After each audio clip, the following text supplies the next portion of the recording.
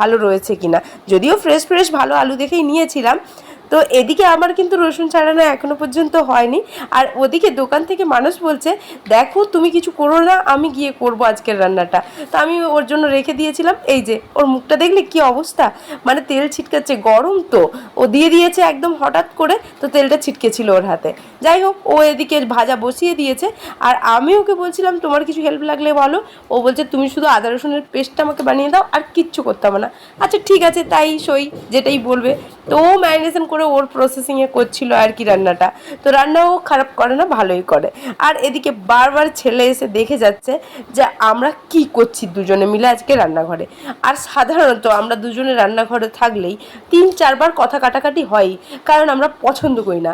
এই first time বোধহয় আমরা স্মাইল করতে করতে রান্না করছি। তো ও একদম অবাক হয়ে গেছে যে কি ব্যাপার, ঝগড়া বাদ দিয়ে এরা স্মাইল করতে করতে কি করছে। তো ও একবার এসে